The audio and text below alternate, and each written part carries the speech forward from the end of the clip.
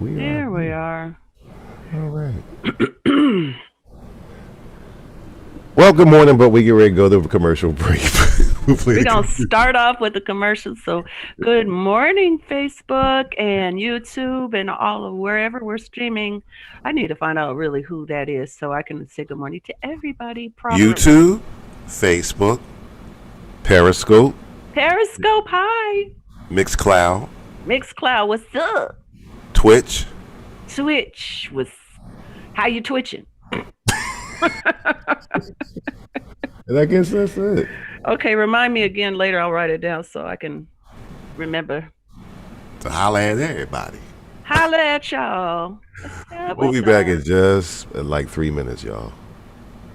Melanated Morning Show. WGFB-FM radio.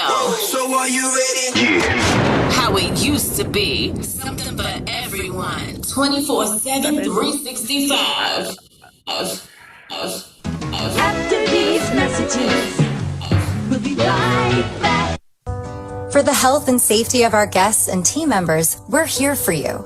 That means frequently deep cleaning our stores and wiping down carts and baskets after each use, reserving dedicated shopping hours for our most vulnerable guests, providing masks and gloves to our team members, and offering contactless shopping options through the Target app, like Drive Up and same-day delivery. We are here for you now more than ever, and your health and safety is our highest priority. Learn more at target.com/a-bullseye-view. New Dunkin' Refreshers. Vibrant fruit flavors like strawberry, dragon fruit, and peach passion fruit. B vitamins and energy from green tea. All under 200 calories. Order ahead via the Dunkin' app for a contactless way to order, pay, and pick up in the drive-thru. America runs on Dunkin'. Price and participation may vary. Limited time offer. Hey, Eddie, look up. Just now. Amazon is hiring near you. Earn a competitive wage and start as soon as 7 days. No resume or experience required. Health and safety are a top priority with all of Amazon's roles and sites. Amazon is taking precautions in their buildings to keep people healthy. Go to amazon.com/apply. That's amazon.com/apply. Amazon is an equal opportunity employer. Do it one more time. Hey, everybody, it's your girl, Shelly Show Williams, Phillie's Oprah, host that's better. and executive producer of Single on a Saturday Night. And guess what? I've teamed up with DJ Kid Disco. He is the king of the podcast, and we have Zoom Your Podcast Masterclass. Have you ever wanted to start a podcast? Learn how to be a Zoom professional, throw a virtual party? Now is the perfect time to learn all about it in Zoom Your Podcast. Go to ShellyShowWilliams.com or go to Instagram at ShellyShowWilliams or at DJ Kid Disco. DM us. Find out more information. This class is a must-take class. Hey everybody, it's Shelly Show Williams, Phillie's Oprah, executive producer of Urban Expressions, Single on a Saturday Night, but I am a business, social media, and media coach. And if you're looking to show up on social media with a purpose, I have a course for you. Have you been struggling as an entrepreneur trying to figure out how to get people to engage, how to get people to buy, how to get people just to see you on social media? I have just the course for you. Please go to ShellyShowWilliams.com to find out more.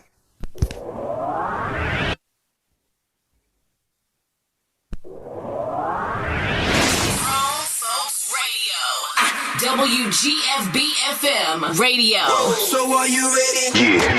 How it used to be. Something for everyone. 24/7, 365. Yo, what's good? This is Tracy Lee, and you already know I gets down with the get down, man. Grown Folks Radio all day.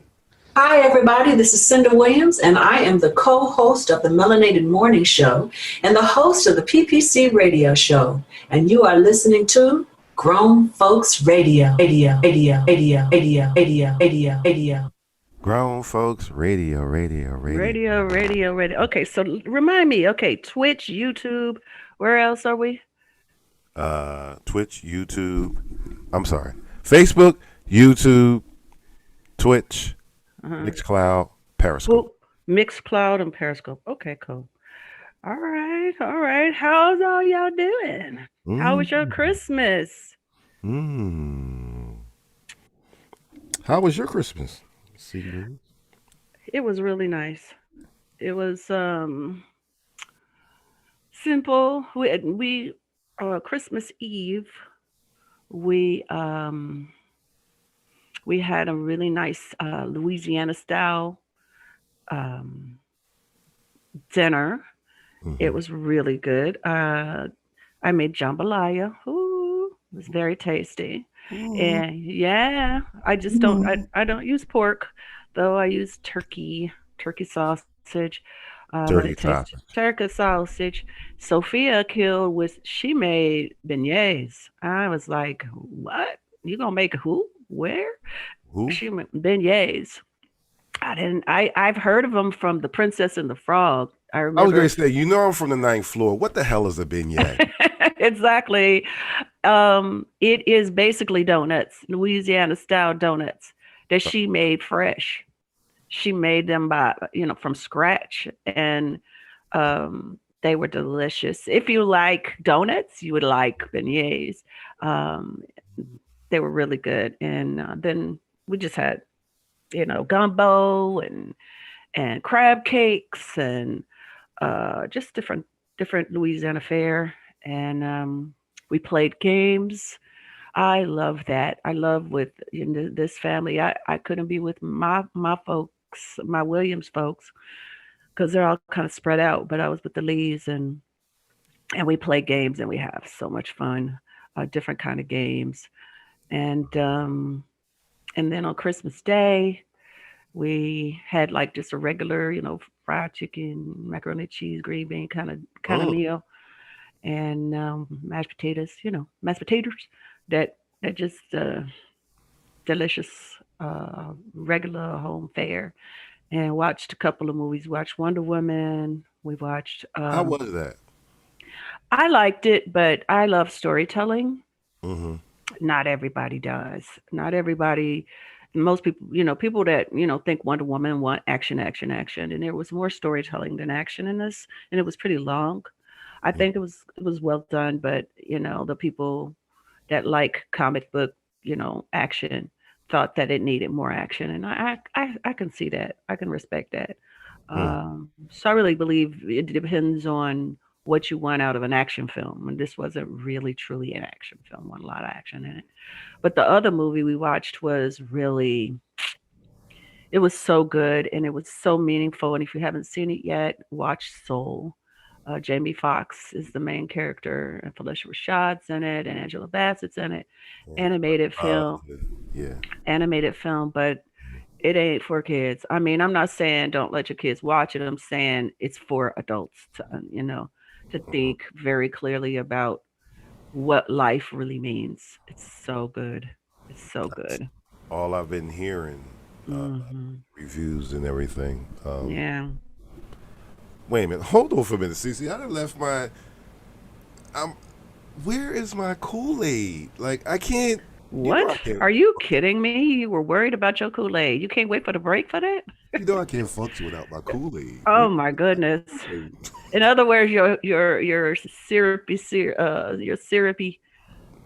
sustenance. You know what? There it is, right there. I just put it at the other end of the table. Hold on. Oh, you found it. Good for you. You better believe I did.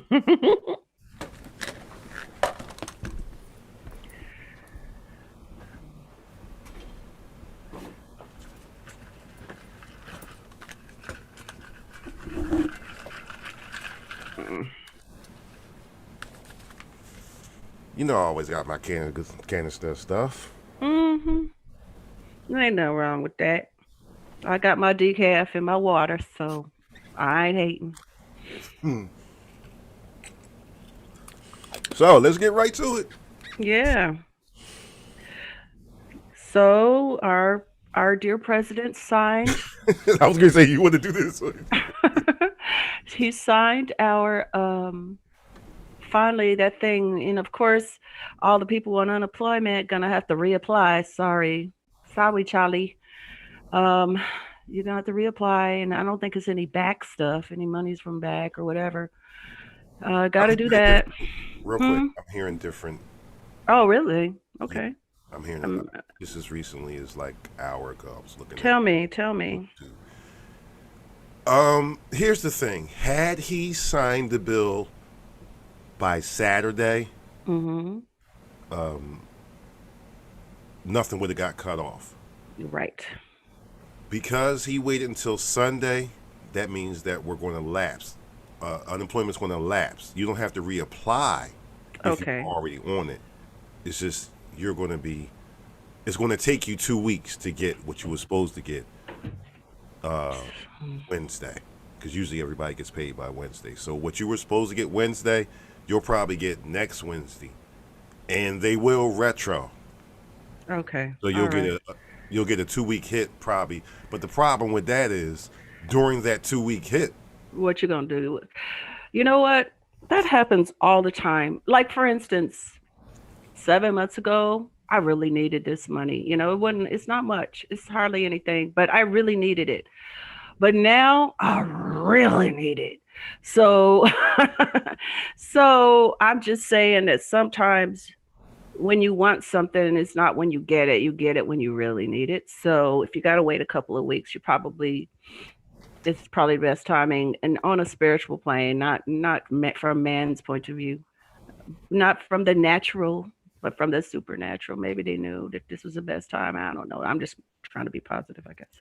But the thing about it is, it really was a redundant move. It was a stupid move. It made him look dumb. Like, you did all of this. First of all, your people is the ones that negotiated this deal. If this is truly how you felt, that you really want the American people to get 2,000, like we really believe that crap that you give a shit. But anyway, you should have did that months ago. At least a month ago. It could have been hammered out. You wouldn't have got it, but at least it could have been worked out. And the reason why because I believe he was not going to sign it. I'm telling y'all, he was not going to sign that bill. It's because the government would have literally shut down. This would have been his third shutdown in his presidency. The New York Post blasted the hell out of him. Said, just give it up. You're being insane. Everybody's saying he's insane. He's crazy. I don't believe that he's insane. I don't believe he's mentally at all. I think that there's one thing wrong with him.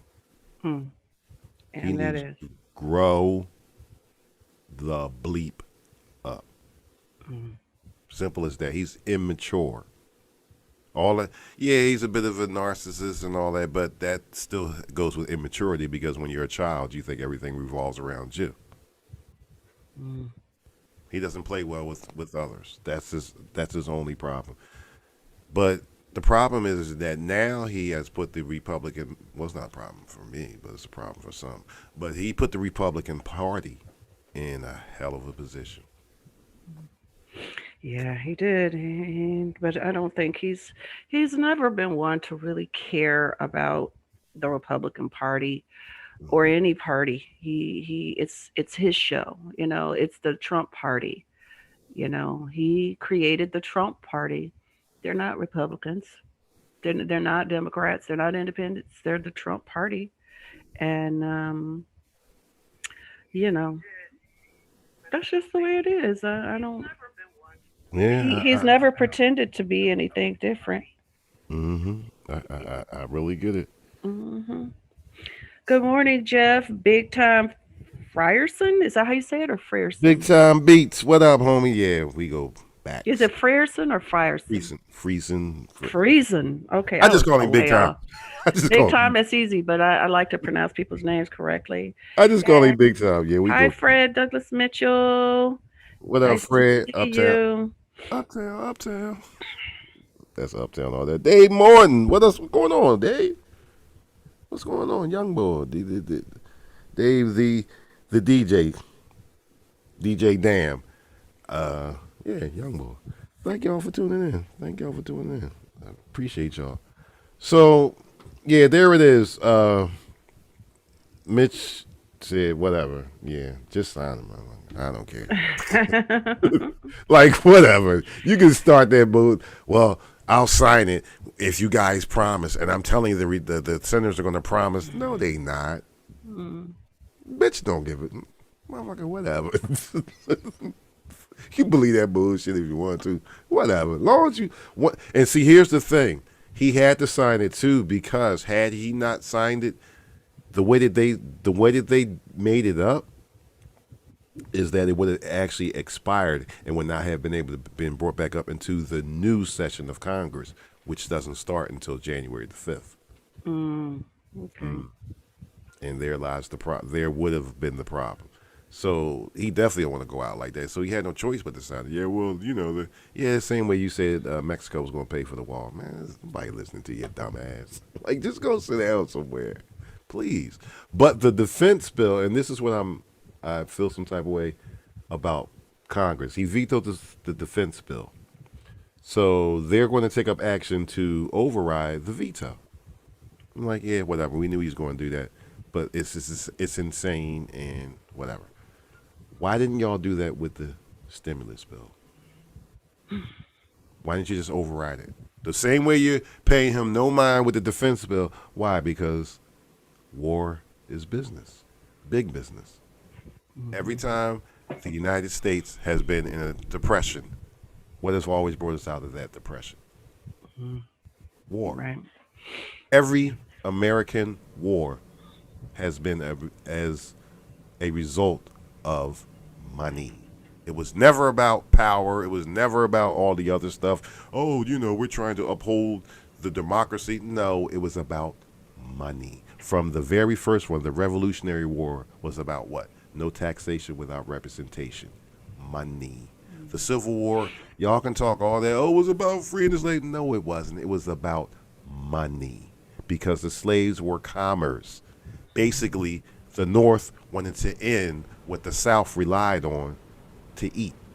It was about money. World War I, the United States did not get into World War I until Germany U-boats started sinking money. They were sinking the tankers. They were attacking the British ships that were supposed to be protecting the American supplied vessels. Money. Vietnam. Money makes this world go around.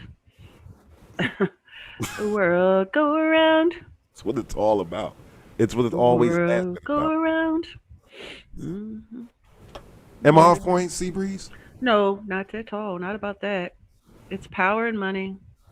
That's the nature of especially Western civilization. It's just, and these days the Eastern is definitely taking a shift towards that too. So yeah. Just like, and I'm going to put it for my hip hop folks. Y'all know I'm talking about Lil Kim, The Locks, Money, Power, Respect. Or I'll do the DX version. Money, cash, hoes. Money, money, cash. Yeah, I don't think they care about respect. They don't care if people respect us or not. Maybe in the old days, not anymore. They don't care about that. They care about who's in charge. They don't care how they look. Hi Russell. Hi Mike. Money. What's up? Money makes the world go round. What up, old head? What's going on? That's my man Russell King from Round the Way, DJ Lightning Lance. What up, homie? What up, old head? He knows all the DJ names. I just know the well, you know, I got to keep it. What do they call? What do the people call it? The government names? Yeah, the government. You just know the government. I just know the government names. I could just see the government names. Yeah, I just know the government. You just know the government. Well, that's your job. You know, you handle the. You know, you're the professional leader. Welcome to Walmart. How may I help you? We have this to the left and that to the right. Hello. I'm the boy in the back. Yeah. We got this over here, guys. We're like, where you needed that at? All right. But together, Seabreeze, we just make a great spring mix. Yeah, that's cool. It's cool. A nice salad. A nice salad. A nice salad. Mm-hmm. Nice salad. Ain't no melting pots up in here, but we a nice salad. So, let's move a little bit further. The bombing in Nashville. Oof, wow. trying to figure out why he did that. Well, some people, one of the rumors is that he had found out he had cancer. Oh. He found out he had cancer, and I guess he just. Yeah, because he did transfer the deed of his house to a woman in California. Yeah. Yeah. But they don't know if he sold it to her or, what the particulars were. He wanted to go out the way he wanted to go out. But then they came up with this. Well, maybe he had a paranoia about 5G and the 5G network, and that's why he parked in front of the AT&T building. There are so many conspiracies that someone that's unstable could latch on to. There's a lot of reasons why people do crazy things, especially if they don't feel like they have anything to lose. But I don't think he really wanted to harm anybody because of the time that he did it. I think he knew that Christmas Day, everything's closed. Nobody's going to be out there. He wanted to go out with a bang. He wanted to go out in the blaze of glory, but, at 6 o'clock in the morning, who's really going to be out there? Oh, he destroyed like 40 buildings out here. I mean, not destroyed. Like one building totally came down, but damaged a lot of buildings. A lot of buildings. So yeah. I'm having issues. I'm hurting. Seabreeze, I want to go Hollywood for a minute. Hey, Rabib, what's up, cuz? Love you. Is that Rabib? Is that my man, Rob? Yes, that's my cousin. What up, Rob? We ain't seen you in a minute. You all right, homie? I hope everything good. I hope he is. I miss my cousin. I haven't seen him in a month or two. I want to go Hollywood for just a minute. All right. Laura Loughlin. Okay, tell me about it. What? I don't know nothing about Hollywood. Just got out of jail. That's one who did 2 months for the admission scandal at all the Ivy League schools. She right. She used to play on Full House. Okay. So the mother and the father's in jail now. He's doing 5 months, I think, and she did 2 months.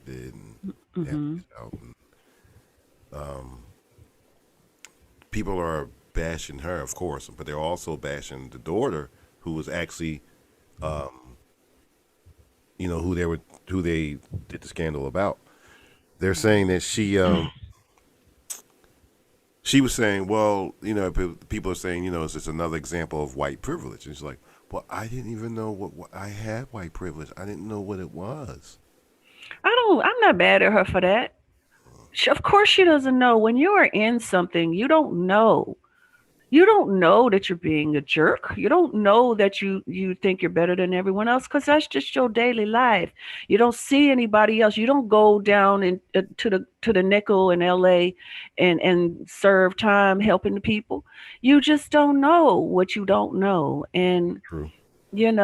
I mean, of course, it's all over your TV if you want to watch it. Pick up a podcast or two and you can learn.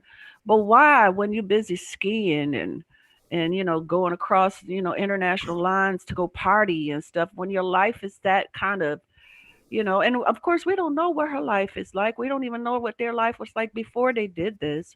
That's making an assumption about them being rich and famous, and we don't know. So I say judge not lest ye be judged, people. That part. But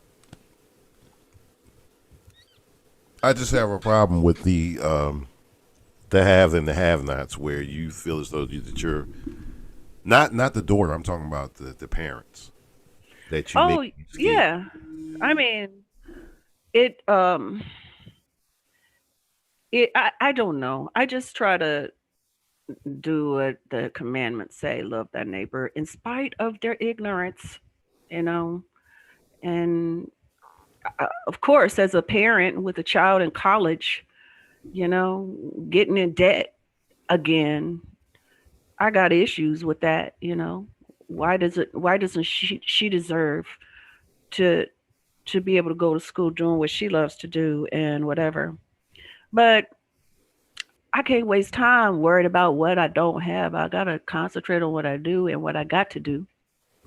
And all it does is waste time and energy to talk about what they have and what I don't have. All that does is keep me in a don't have, shoot, make some have. My sister was saying this yesterday. Because I had a pity party yesterday. I had a hard day. Happens. It was a hard day yesterday. And my sister and I was talking about certain things that have happened in my past, and she was like, forget that. Forget it. Forget what happened then. Forget what happened yesterday. Concentrate on what you want, sister. Stop thinking about what you don't want. Stop complaining about what you don't have. Think about what you want. And she's absolutely right. And I think everybody deserves a pity party day every once in a while. I tend not to do that, but I just had a hard one. But it was great to have the support and love and encouragement from my sister to remind me of my own beliefs. I mean, we can't sit around concerned about what they have and what we don't, or we going to stay in the don't category, you know? So, okay, I'm sorry. I'm not going to waste my energy and time cussing out some child about not understanding white privilege because none of them do. That's just a waste of my time. I know they don't know nothing about their white privilege, so why do I give a crap? Worried about my privilege, worried about me, worried about what I'm gonna do with mine. Stop wasting my time thinking about them. That's just my opinion. So listen, we're not doing every 30-minute commercials this morning. I got special permission from me. Okay. So Russell said it's not true. We don't get the I'm not sure what he said. I think what he meant was we don't get the step ups. We don't get the extras. We don't. I know we don't. But that's why we so strong. That's why we pushing through and evolving in spite of everything because we have the challenges to make us better. So if we continue to push and depend on each other, then yes, they ain't never gonna give us nothing. Ever. That's never gonna happen. I can't sit around and complain what they not doing because they never gonna do it. I gotta do it. That's what I'm saying. I'm saying, okay, I agree with you. Ain't nobody handed me nothing on a platter. Ain't never gonna hand me nothing on a platter. But I can't sit around worried about what they're not gonna give me. I gotta take it. That's what I'm saying. Hey now. I gotta take it. I'm sorry. I'm a black or mulatto. That makes it even harder sometimes. Y'all don't think so, but it does when people don't can't put a stamp on what you are. Your hair ain't curly enough, you ain't black enough, you ain't light enough, you ain't white enough, you ain't this enough.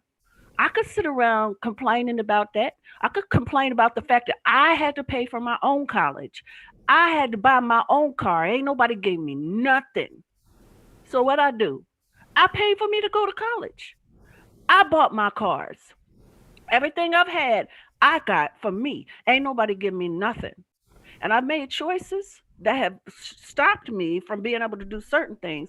I made choices. I was like, no, I'm not going to suck you off for a job. I'm not going to do it, right? Excuse me.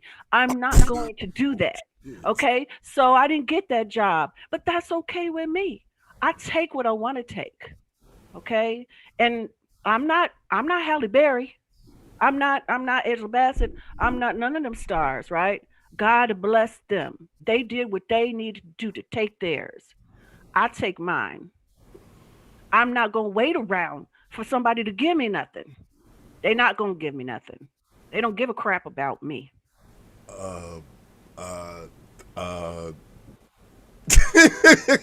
Listen, first of all, you know me.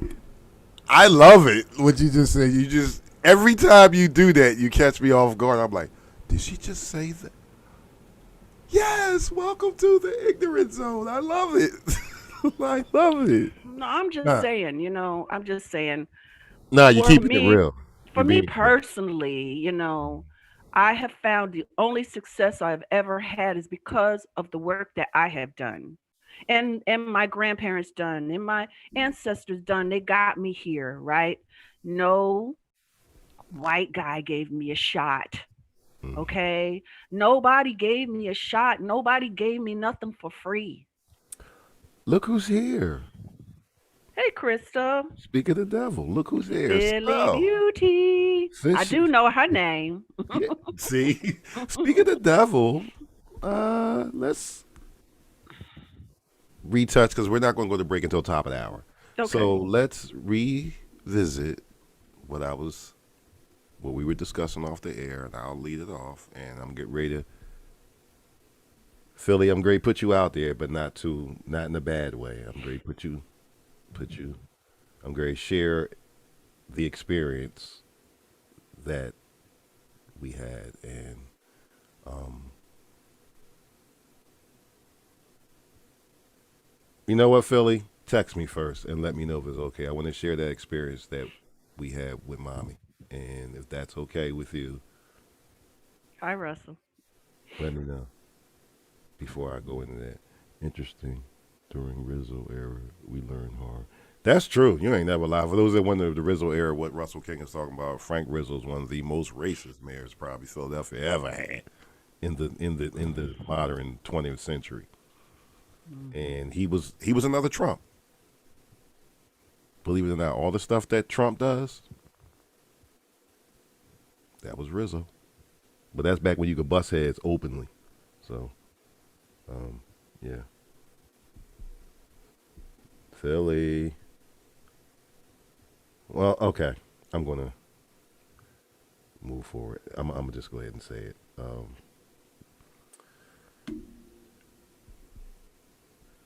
We were talking, Cinda and I were talking about, I guess what, worldly possessions? Yes, material things. Material Material things, things. what they really mean. And in the roundabout way, and it's interesting that you're here, Russell, because Russell actually knew my mom quite well. They used to bowl together every week. So, it's very interesting. Um, I was sharing with Cinda an experience that Philly Biddy and I had, and y'all know that she's a tarot reader, and she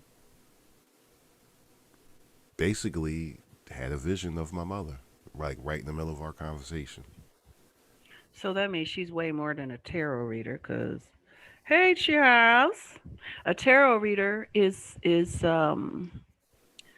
just that they can read the cards. They got instincts about that, but she's more than that. She's got connection. All of it's connection to spirit in some way, but she sees beyond just what the cards say. And it was crazy because it was like she described our dining room to a T. Now I've been knowing Philly for years, but she ain't never been to my mama house. She ain't never met my mama a day in her life. And she described our dining room to a T. And she described the way my mom used to sit there and um I'm sorry, Sid. Okay. He told me this. So he used to be in the kitchen cooking, I think. No, And dining room. no, Not God. cooking in the dining room, but just that's where she did everything. She sewed there. Oh, She that's right. It was her office. Yeah, pretty much that little space in between the living room archway and the dining room window. That was because that was the head of the table, so that's where she did everything in. And her sewing Mm. machine was right there because my mom, I think I told you, she was a master seamstress. Hmm.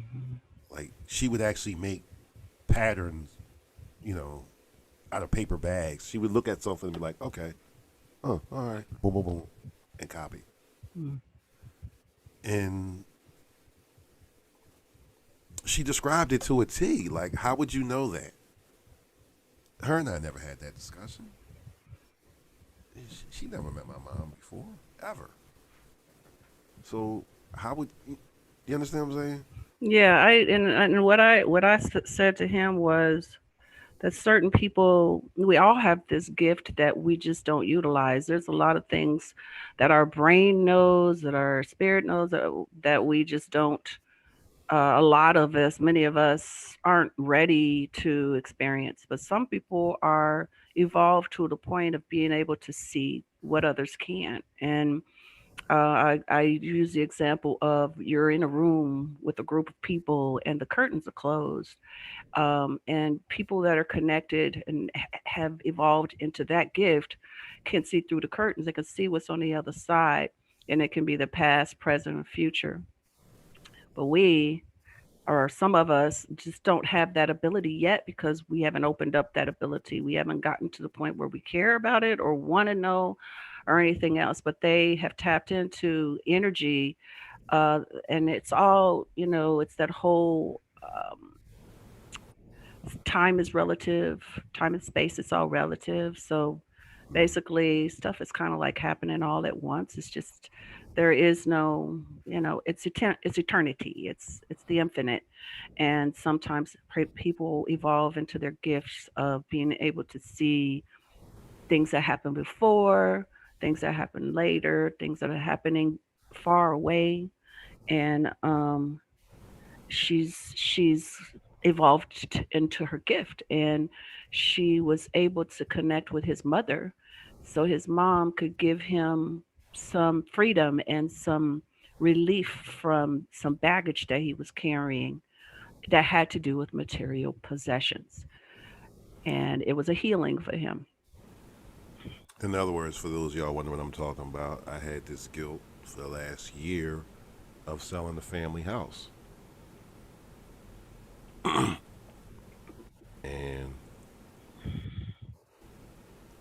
the message was from my mom: I know that you sold it. I know why you sold it. I don't have a problem with you sell it. Negro, I knew you was going to sell it when I gave it to you.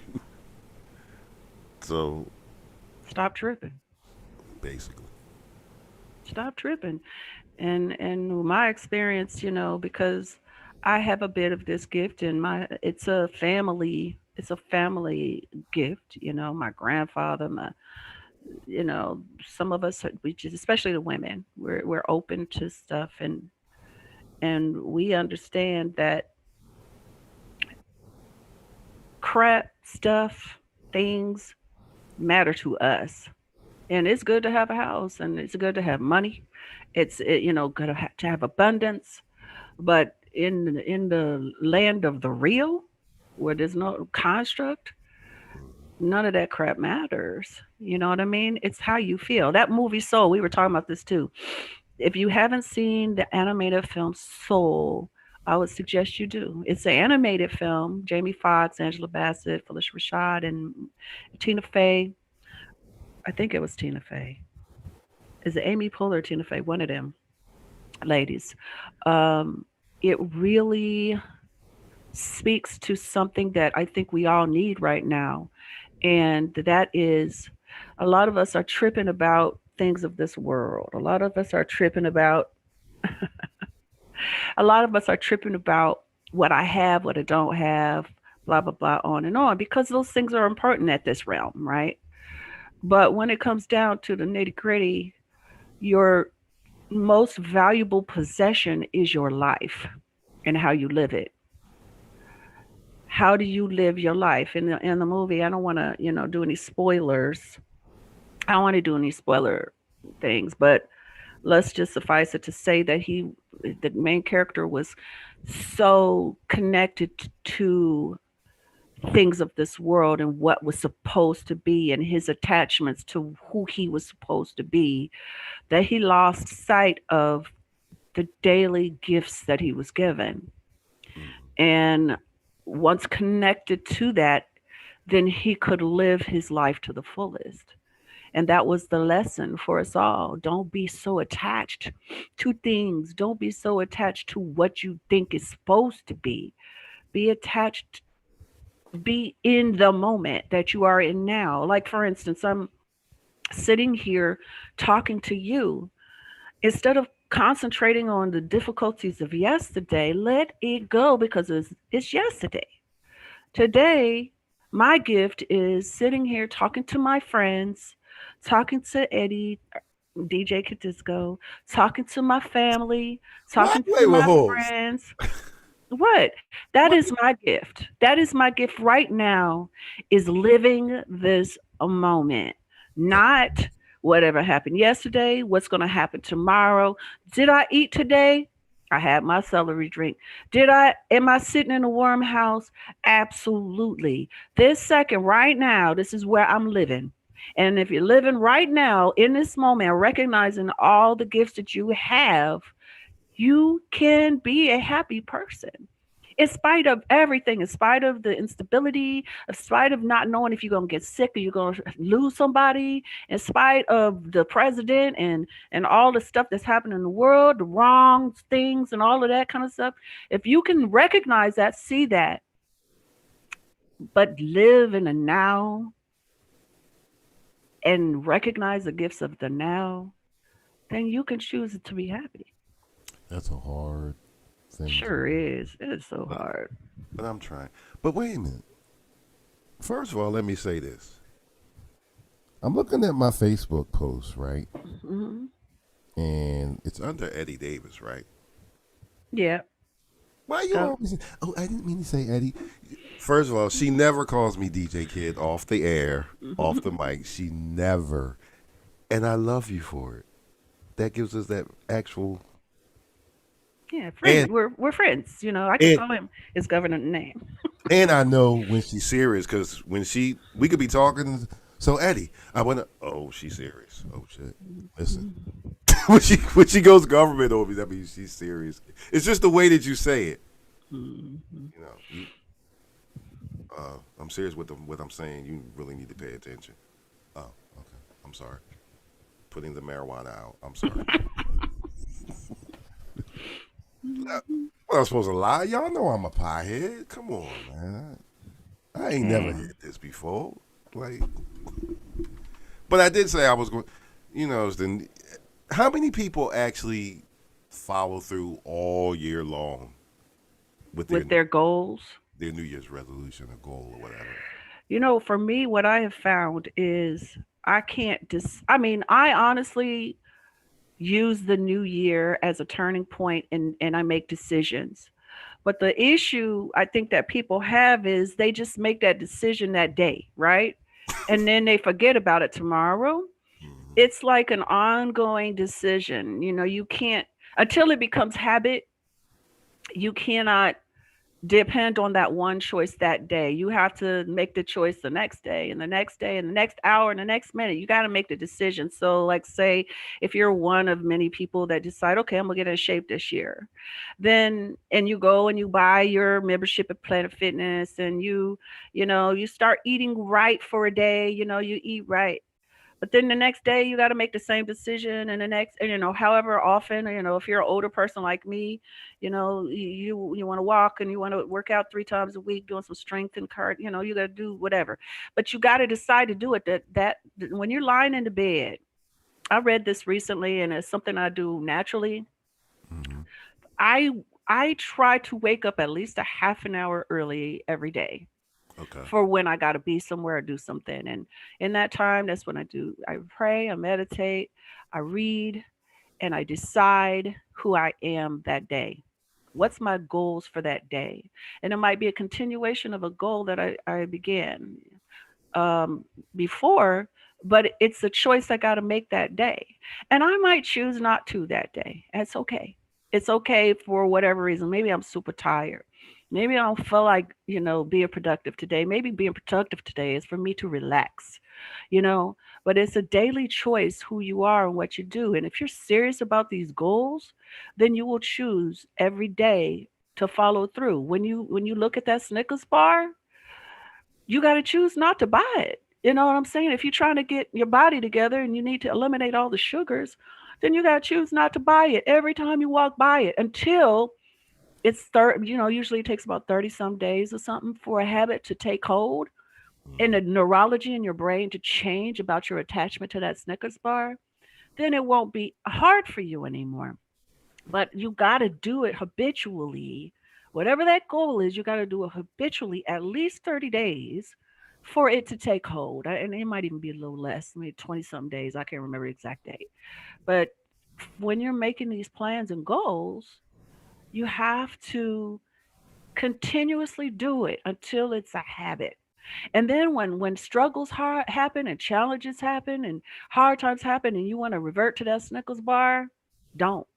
Choose something else that's going to be productive for you instead of not, you know? Now, if you don't care about those kind of goals, then it don't matter. Eat your Snickers. Eat it every day. But if you care about that goal and you mean it, then you will make it a habit You to know keep what's on. interesting too? Hmm. Here's the crazy part. Speaking of New Year's resolutions, there's actually an industry out there that's going to suffer as a result of New Year's resolutions as it compares to COVID. Mm-hmm. Gyms. This is the time. This is getting ready to be. Usually would be one of their peak times. One of their peak times because people make these New Year's resolutions. If you think about it, in years past, come right from now until let's say January 30th, you see a lot of fitness centers ads because this is the time of year when people, oh yeah, I'm going to get healthy, I'm going to go, and they actually subscribe to these gym memberships. Mm-hmm. Well, as a result of COVID, a lot of Yeah. gyms. They're gonna have to depend on their people that have created this habit long ago and that are willing to, be safe and follow the rules in the gyms now because they're open again in some places. I don't think it's everywhere, but in But there are a most, lot of places where they're shut down.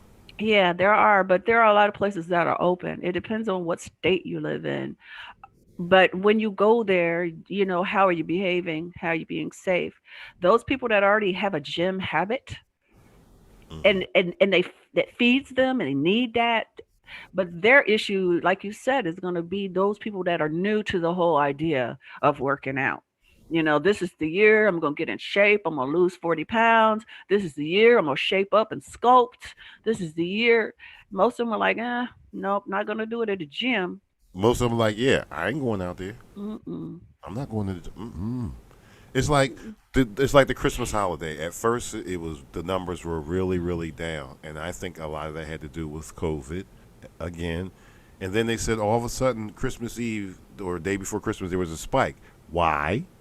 Because the promise or the thought of getting stimulus money made people say, "Oh, well, I can go ahead and spend this money. I didn't know how I was going to pay the rent, but now I know I can.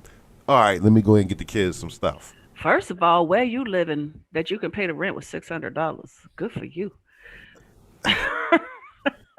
Good for No, that's you. not what. No, that's I not. know what you're saying. I would say they could take part of the rent. They could take $300 and go buy gifts, and the rest go to rent. No, no, no. They could have took the 600, but they let's say the rent was 12 because the average rent nowadays for let's say a either between a 2 or 3 bedroom house with kids is between let's say 12 to $1,500. So let's go to the low end, You 1,200. you living somewhere I need to move. Okay. Anyway, go on. No, you living somewhere I don't need to No, live. I mean here it's fine. Here it is way more affordable, but in Chicago, in LA, and New York, and in a lot of places, you ain't gonna find nothing for $1,500 except for a studio. Really? Hmm. Here in Philadelphia, and even in some, okay, the highest you'll probably go renting wise, let's say again a 3 bedroom house, um, maybe about 1,800, and that's high end. But the normal Hmm. price is between for a 3 bedroom house, a decent one, about 1,200 a month, 12 to 1,500 a month, I need to find that place. plus utilities. Mhm. Oh well, okay, my bad. That's why she like not understanding how $600 even comes into this equation. It's like I $600. What's that I gonna get do? it. Especially since I we've get it. been struggling for months before. So, okay, we'll take that six. Let's say we take it all and put it on rent. Okay, that'll pay 2 months ago rent Wow. Okay. You because know what? people haven't paid rent in months, and because they got the moratorium on evictions, they are months behind Hmm. on rent because they can't get kicked out. So they're Yeah. months behind. And that's one of the things that was ending, but now that's what. Here's another thing. I believe I heard that they're only going to extend that for 30 days, so that's not helping. Mm-hmm. Here's what the government needs to do: and this is my problem.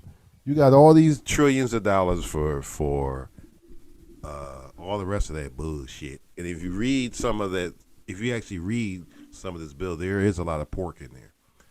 So. Rather than just doing a mammoth, whatever, moratorium, right, that thing. Rather than do that, why not, you can, instead of spending thousands of dollars for this Christmas tree for the White House lawn and all that old dumb shit. I'm not talking about the important shit. I'm talking about the stupid shit that they do. Why don't you just give the landlords the goddamn money? Okay, instead of making this torium thing, saying that you can't evict. So basically, wipe out the debt. Yeah, because these people still owe the money. Wipe out the debt, but they won't even wipe out the debt for college students that are, hundreds of thousands of dollars in debt. They won't do that. They're like, no, you gotta figure this out on your own. But yet, you better get 4 jobs instead of 3. And that's another one of my underlying issues, but whatever. Listen, real quick, we got 5 minutes left before we go to break. But listen, Wednesday, we're going to do a year in review, sort of. Mm-hmm. And I had this ingenious idea, and I know I'm hitting you with this right live on the air. I'm sorry, I do that all the time. Yes, you do. That's sneaky. I know. No, I just, you know what? We're not going to talk about it. We're just going to say Wednesday tune in. How about that part? That'll work. That way I can say no if I want to. Yeah, I'm not going to be sneaky. He's not going to put me on the spot. But you know what? If you really want to know it, I'd say no right here in front of everybody if I wanted to. No, we were just going to do It's hard to put me on the spot because I don't care about looking bad. I don't care about saying no. No, we were just going to do a year in review. Remember, we talked about that a while Yeah. back. We'll do a year in review, and I thought about, well, let's just get all of the Melanated Morning Show family together, and let's all review the year together. That's all. That'll work. See how simple that was? See how easy that was? Yeah, I say yes to that. Absolutely. So that includes myself, you, Billy Beauty, Joe Storm. Exactly. Might Shelley Shell join us? Yeah. Let's see. And just get together and just everybody, share the year in review. The year in the Melanated Morning Show. Yeah, because there was some deep stuff that happened this year. A whole lot. 2020 was just such a different year. But it was a bad year. It was a trying year. It was everything else. But it also showed to me, sitting here with you, was a result of the pandemic. Mm-hmm. Because had it not for the been for the pandemic, first of all, Shelley wouldn't have been doing Single on a Saturday Night virtually, because there would have been no reason to do it. Right. Which means you, damn sure wasn't coming all the way to Philadelphia to do. Mm-hmm. to Although I would if you flew me in and put me up. Obviously, we can beg, borrow, and steal some money, some dollars to do. But it wouldn't have all, Right. And you wouldn't have had the time. Mm-mm. Because you were booked. Yeah. Solid. Mm-hmm. Prior to COVID. Because I was broadcasting somewhere else last night, and I was, doing the, of course, the promo for the PPC radio show, the PPC podcast, and it was, CYNDA Win. It's like, oh yeah, I love her, and da da da. Is she still working? Yeah. Up until COVID. And actually, and through parts of COVID, I worked a lot this year. Yeah, I was very blessed. I mean, you did like what, five films? Something like that. I don't even know, but at least. Not to mention writing. and the podcast, like you said, it's been a very creative year. Yeah, but had it not been for COVID, is my point. No, I would have been creative in other ways, not these ways. So I've been doing something different. I look at it as a blessing. Yeah, me and Shelly knew each other. Me and Shelly not knew each other. Shelly, we worked together in the past or whatever. But I had literally not worked with Shelly in about a good, I'm gonna say, directly like we are now. I hadn't worked with Shelly's since before I got married. Wow. We crossed paths or whatever. Yeah, I was still supplying music for her radio show at the time because she had Single and Swing Saturday Night live and on the radio on Yvette Money stations, as a matter of fact, Evolve Radio. So I was, that way, but that was still, here's the file. We weren't close. Shelly and I have not worked side by side since Urban Expressions. Wow. Like we do now. I did not know that. That I didn't know that. Well, it is 11. It is 11. It is 11. Yes, it is 11. So we're going to take a commercial break, and don't go away.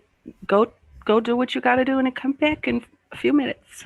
Yeah, go do it, because I'm getting ready to go do what I got. Me too. I'm sorry, to TMI again. That's okay. All right, see you on the other side. Melanated Morning Show, y'all. DJ Kid Disco, Seabreeze, CYNDA Williams. We'll be right back.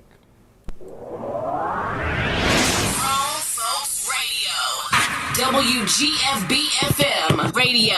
So are you ready? Yeah. How it used to be. Something for everyone. 24/7, 365.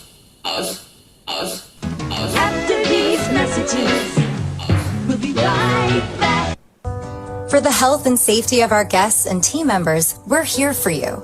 That means frequently deep cleaning our stores and wiping down carts and baskets after each use, reserving dedicated shopping hours for our most vulnerable guests, providing masks and gloves to our team members, and offering contactless shopping options through the Target app, like Drive Up and same-day delivery.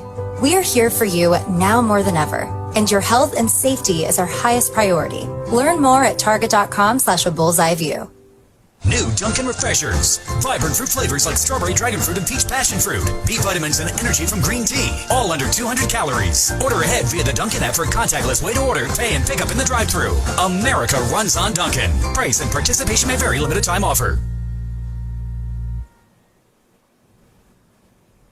Amazon is hiring near you. Earn a competitive wage and start as soon as 7 days. No resume or experience required. Health and safety are a top priority with all of Amazon's roles and sites. Amazon is taking precautions in their buildings to keep people healthy. Go to amazon.com/apply. That's amazon.com/apply. Amazon is an equal opportunity employer. Hey everybody, it's your girl, Shelly Show Williams, Phillie's Oprah, host and executive producer of Single on a Saturday Night.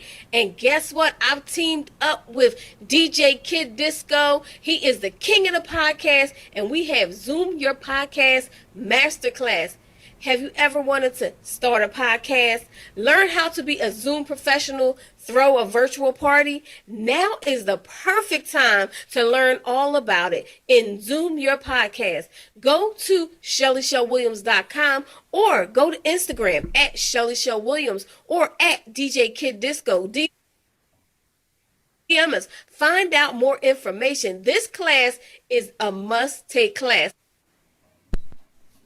Hey everybody, it's Shelly Show Williams, Phillie's Oprah, executive producer of Urban Expressions, Single on a Saturday Night, but I am a business, social media, and media coach. And if you're looking to show up on social media with a purpose, I have a course for you. Have you been struggling as an entrepreneur trying to figure out how to get people to engage, how to get people to buy, how to get people just to see you on social media? I have just a course for you. Please go to ShellyShowWilliams.com to find out more.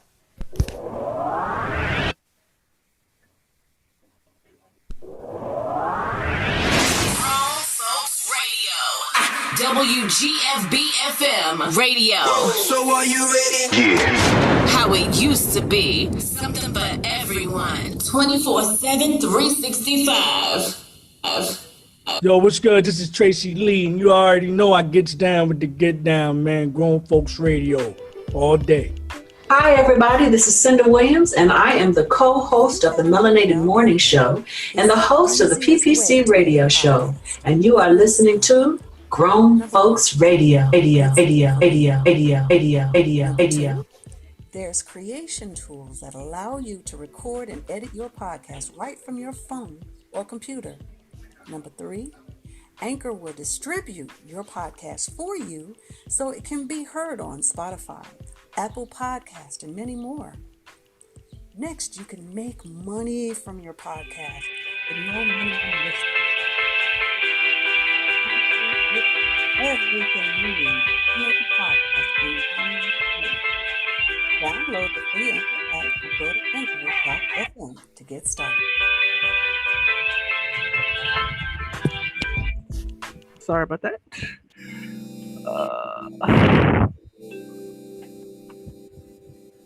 So real quick, let me set this up. Okay. Wait a minute. I'm messing up. CYNDA, Don't go. Okay. Real quick, y'all. Welcome back, Melanated Morning Show. So what I'm getting ready to play. Y'all wonder what the heck is going on. What's that? A commercial? Yeah, that was a commercial, first of all, by Seabreeze. Second of all, we're going to play an episode Like-Minded. No, I'm sorry. First Impression. That's the one that we're going to play, which is episode. Which episode is that? Seabreeze? Maybe 32. 32. Maybe 31 or 32. I don't remember. But that's what we're playing right now, which is a episode from CYNDA's podcast. And while you do that, I'm gonna go say goodbye to my niece. She's getting ready to leave, so I'm gonna just do that while you play, and I'll be right back. So we're gonna play this for you guys. All right. Here we go. Ian's here, and welcome to the 32nd episode of the PPC podcast. As the days are darker and colder and shorter, I am finding myself inside. I just am not a cold person. I'm still getting my walk on, but most of the time I'm somewhere warm, right? And when it's like this outside, I find myself in a really reflective mood. And lately I've been thinking about all the connections with people that I have made over the years. You know, once you live a certain amount of time, you can meet a whole lot of people. And it's funny because some people that I met and I expected to have this great relationship with came to an end. And others that I met and didn't like, maybe in the beginning, became someone very special to me. So, on that note, let's get on with it.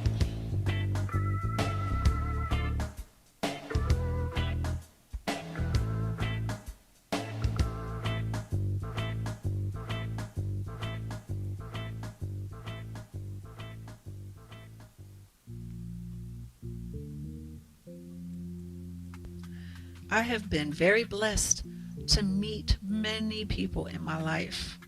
I've had so many connections. I know we all do. We all connect to people, but because of my career and the lifestyle that I have, I've been able to travel all over the world, and I've been able to meet all kinds of folks. And I'm not just talking about, rich and famous. I'm talking about normal, everyday, good people. And these people have made an impression on me. Now, I don't remember everybody. Honestly, I just can't. I can't remember everyone I've met because there have been so many. But the ones that stand out are the ones that make a phenomenal impression in some way or another. Like maybe their conversation is warm and inviting, and I feel safe talking to them, or they've got beautiful eyes that let me know that they can see me, not a body or a face, but they see my spirit. Those folks I never forget. But then there's the opposite way. There's those people that I'll never forget because of how they cussed me out because I parked in a spot that they thought was theirs, or or they flipped me off because maybe I cut them off and didn't know it. I don't know, but I don't forget those things. I never do. Where I have to be careful is that I don't misjudge someone based on that first impression. You don't know who you're meeting, and you don't know the day they've had, the life they've had, and they don't know yours either.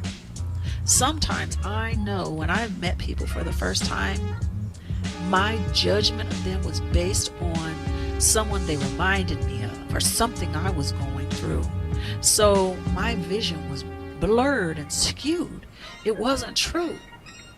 So I decided that before I decide that this person or that person is not someone that I want in my life for a season or longer, I needed to give them a chance beyond that first impression. You never know who you're meeting. You could be meeting the love of your life. Well, my friend Rebecca Roman is a phenomenal author who just happens to be one of my beloved friends. She has been writing for as long as I've known her, and she's given me permission to read from her book, Love, Lies, and the DA, to illustrate my point.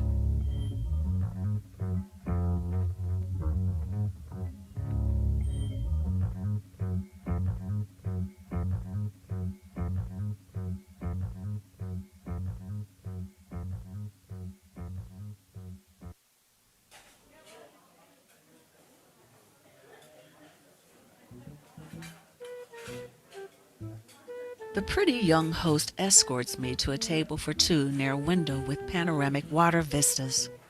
Within minutes, a server takes my order. As my cafe latte arrives, I can't help but overhear a rude exchange between a man and his leggy blonde with the host that escorted me to my seat. "Look, I reserved that exact seat yesterday," he says. "I apologize, sir, but that seat is not available," the host replies. "Well, if you were doing your job in the first place, it would be available to me, wouldn't it?" "Sir, I'm sorry for the error, but it wasn't written here. If you like, you can wait at the bar, where I'll be happy to serve you a complimentary beverage of your choice. Or I can accommodate you at an available table now." I can't help but look to see who this asshole is. Everything about him smells of money. From the designer jeans that hug his ass, all the way to his Jaeger reversal watch that graces his wrist. He's hot, probably in his mid to late 30s, tall, broad shoulders, piercing gray eyes, and a head of black hair like I have never seen. Ordinarily, I might have found him attractive, if only he would just shut up. Everything he says to that poor young girl who has tried so hard to rectify someone else's mistake pisses me off. He's been nothing but rude and condescending. As I look up, my eyes land straight on his. Then I realize they're all looking my way. I turn around to look behind me, but there is no one. Then it dawns on me that he's arguing with the host about my seat. My meal arrives. I mind my business and I proceed to enjoy it. Before I know it, I see him approaching my table. I pretend not to notice and focus all my attention on my lemon ricotta pancakes before me, but within seconds he stands beside me. "Excuse me, my name is Jonathan Cole. Would you mind terribly if you were seated elsewhere?" My eyes travel across my pancakes to his broad thighs, to his crotch, and to what I suspect is an extremely trimmed stomach beyond his black-ribbed sweater. Then I stare into his gray eyes in silence. You see, my girlfriend and I met right here at this table a year ago, and I wanted to propose to her here, today. Actually, Jonathan, I do mind. Seeing that I'm enjoying my meal, surely you wouldn't mind waiting until I'm done. Or perhaps you can let that polite host, who has done everything possible to accommodate you, have you seated elsewhere. Do you have any idea who I am? He asks. Asshole, your name might sound familiar, but who cares?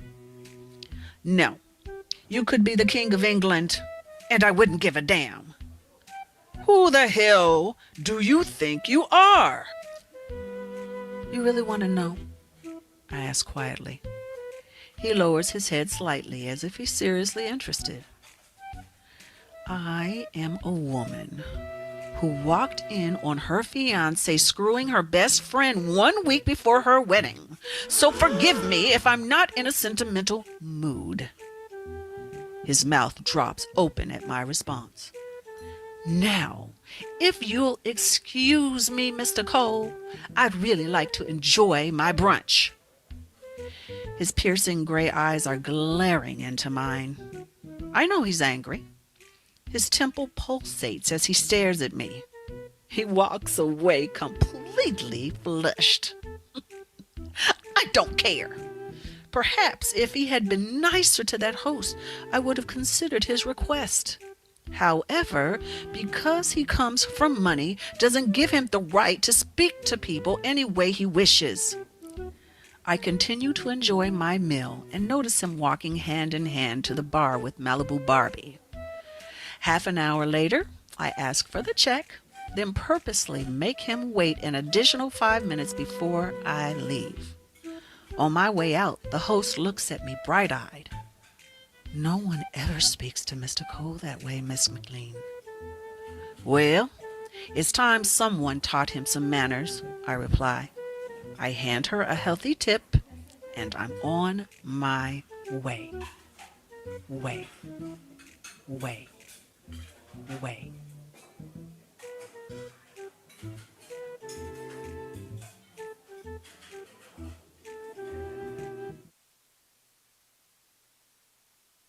And there you have it. Cece. That was fun. That was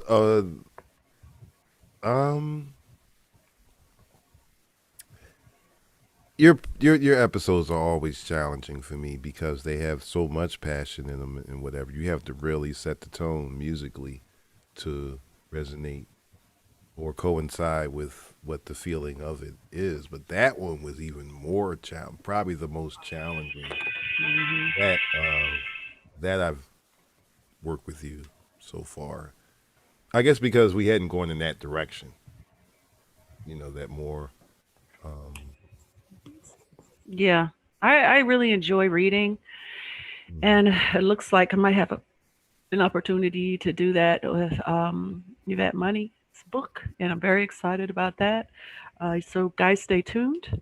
It's a dream, honestly. I have always loved voiceover stuff and reading. I love to read anyway, but to act it out and having fun that way. And I'm hoping that that becomes um, a new stream of income for me because I enjoy it so much.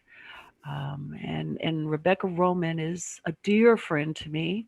I absolutely love her, and I'm not a big romance novel reader. I don't read a lot of those, but she takes that genre to another level. And if you haven't read any of her books, you should check her out. She's really good. That was one of her earliest books, and I'm a fan. I'm a fan and I'm a reader. So shoot, I read a whole book. I want to mention that. I forgot. My friend, I want to share this with you.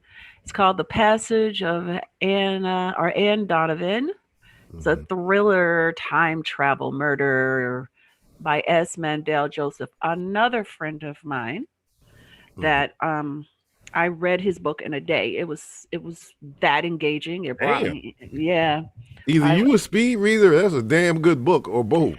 It's both. I mean, it's a very good book, and I if I like something, I can read it in a day if I choose. Now I'm reading another book by another person that we're going to have on the show next month. That is not. It's not a novel. It's a fiction, nonfiction book, and it's called The Enemy in Blue, the Renata Fraser story. Fraser, The Enemy in Blue. Yeah, and she's coming on to my podcast next month and on to the radio show, PPC radio show, which be happening by then. And this woman's story is crazy. And she was on Tavis Smiley for like 4 days in a row, telling, Oh wow. yeah, talking about her story. Oh, you doing some stuff. Yeah, Earl, what's up, homie? Earl shows up every morning. I love my friend Earl. I hope Look you who had finally decided to show up after we had this whole who? long ass discussion about her gift. Look who finally showed up. Philly Beauty. Philly Beauty. Yeah, she show up all hour late in the day. Sure. No, we were having this. Philly, can you hear me? First of all, give us a nod. Yes, no. Because I did text you. You didn't respond to my text. And I'm like, maybe she was indisposed or. That's okay, Crystal. It was all good. We just discussing, how you've allowed your gift to evolve to a point of recognition that many of us have not. Um, so it was a testament to your gifts in a very positive way and led to some deep discussions. Hi, Jomo. What's up, cousin?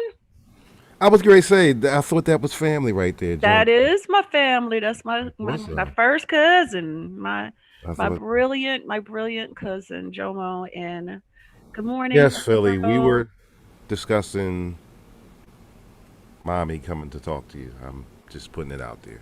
I thought that was so phenomenal. I had to share it with your spiritual sister, or however I had to share it with my homie there, and it got kind of deep. So I was like, you know what? Let's keep going. Let's discuss this on the air, because it was. I thought it was a discussion that needed to be had, because it was a.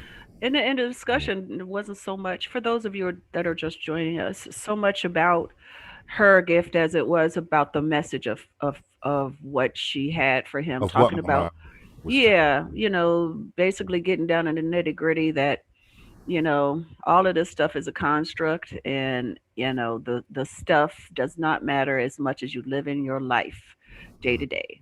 That's what it got down to. Yeah, that's what it got down to. Because I'm, for those of y'all that tune in, what the hell are we talking about? Because I know Earl, you just tuning in, whatever. What I'm talking about is, for the last year or so, I'm not going. I sold the family house early last spring. And I guess ever since then, I was walking around with this guilt, like, oh my God, I sold the family house. I sold the matriarch house. My mom had this house for 46 years. She worked hard to get us out the projects. And, I remember the day that we were, and it's funny, my bestie was there. Who better to be there with me as I was turning the keys over, locking up for the last time. And I remember I stood in the living room. I was like, Mommy, please forgive me. I have to do this, but please forgive me. And for the last year, I've really been walking around with that guilt, like,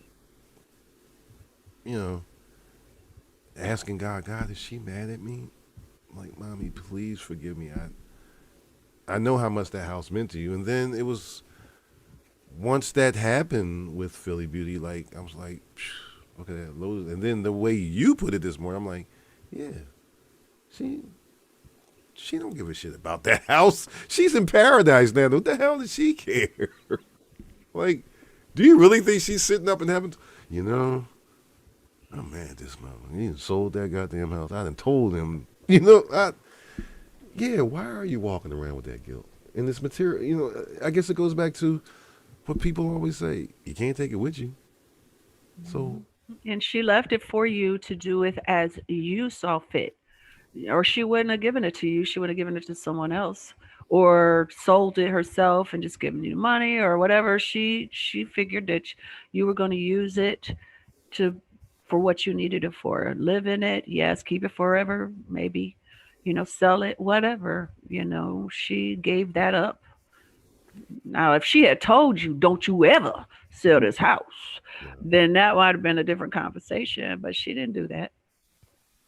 And even if she did do that, you really got to live for yourself right now and your family and who's here with us. You got to make decisions, wise decisions, hopefully, for you. And everybody, for me, maybe I would have kept that house and said, okay, this is mine and I'm going to do what I want to do with it. I don't know. Everybody's different and have different needs, and you just did what you felt like you needed to do. And that's good. Yeah. That part. But again, Philly just, and she said that was the first time that ever happened to her. That was the first time, a spirit used her as a vessel. I don't know if I'm repeating this right. If I am, Philly, I apologize. I don't know much Well, about. let's not get too deep into Yeah, her. Let her talk about her like yeah. Let that. her talk So, about because I don't. I just yeah. wanted to catch up on what we were talking. Hmm. Um, I want to get back to what you were just talking about. The whole, because I've been wanting to ask you this question for. I think I asked you this question before, but I saw this on over the weekend when they were talking about the movie Soul, Hmm. and because it's animated. Um, when like we've talked about in the past how you prepare for a live movie. Okay.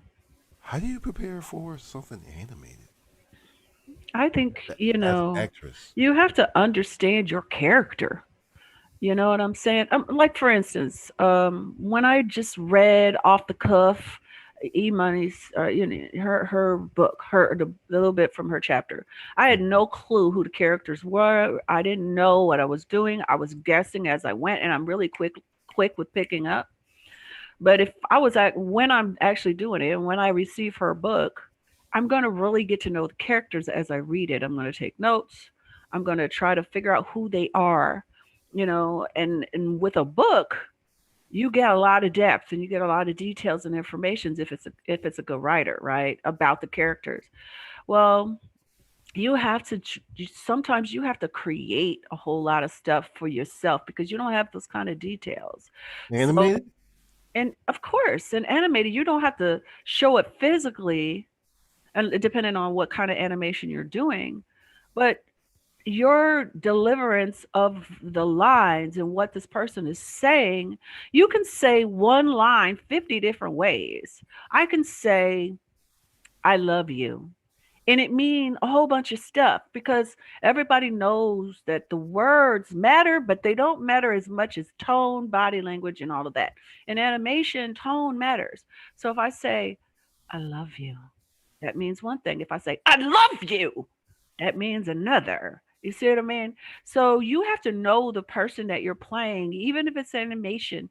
No, create a past if you don't have one. You have to make very distinct decisions about who this person is and who they were before you came to this point. And that will determine the tone of the character and what you're presenting to the world. You But have you're to literally taking a cartoon character and giving it life. no, they're putting life to you what you do. You don't create the character to their animation. They create the animation to what you do. Okay. Yeah, they're matching what you do, your tone. So the facial expressions, what the body does, all that kind of stuff is based on the character that you created. So they're going to. So basically, with the animated movie, like Soul, are you telling me that they actually do the I don't know what do you call it, soundtrack or whatever They first? have to. I didn't know Eh, that. that doesn't make sense for them to do the animation and then you try to match them. It's like when I did that movie Gang in Blue and I did my performance and they didn't like my voice. So they had a voiceover actress come on and do it because she had a lower voice and they believed a lower voice, but it didn't match my performance. Mm-hmm. And she had a beautiful voice, but she was not. It didn't match. It didn't make sense. It didn't make sense.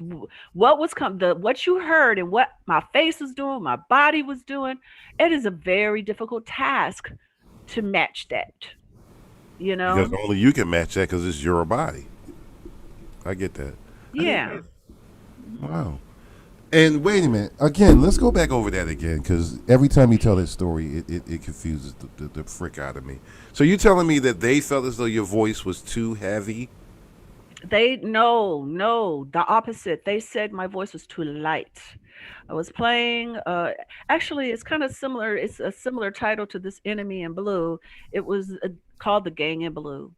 And I was playing an FBI agent. And while we were shooting it, he kept telling me that I was too passive, my voice was too light and too high, and I needed a lower voice to be an FBI agent. Yep, this was real. This really happened. And then, without consulting me, without talking to me, without anything, they went in after the fact and had a different actress do what they do, like in foreign films. You know, you got a Chinese film and you got actors acting over. That's what she did, and it just was weird.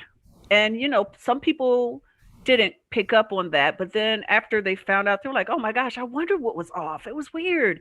I liked the movie, but that was weird." I remember the movie I saw, and I'm one of those people that now I'm going to have to go back and watch the movie again from a different perspective. I've been sneaking them doing Seabreeze. I'm not a weirdo. Yeah, I am a weirdo, but I've been sneaking and watching your movies because now, okay, let me tell the truth.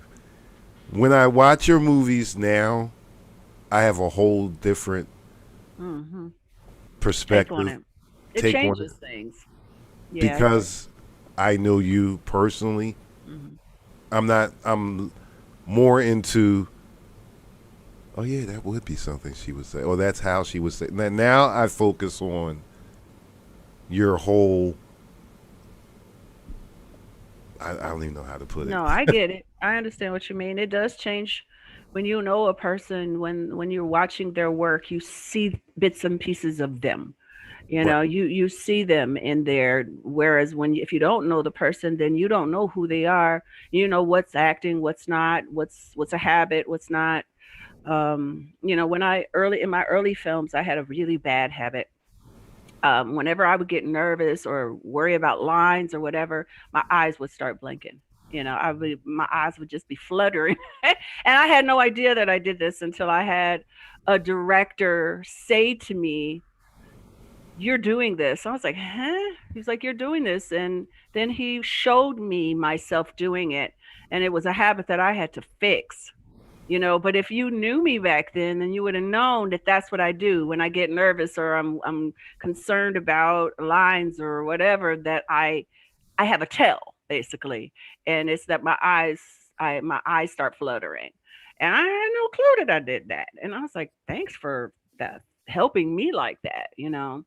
And so when I see actors that I know personally working, it's so cool because I was like, "Oh yeah, she found herself in this character, say, or whatever." Because I'm like Felicia Rashad when she did Jingle Jango.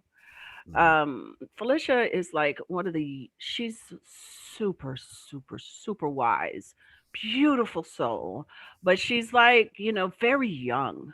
She's got she got an old spirit, but with a young energy. And so when I watched that character, I was like, the wisdom came out, all of that came out, but this old lady stuff ain't her. You know what I'm saying? Because I know her.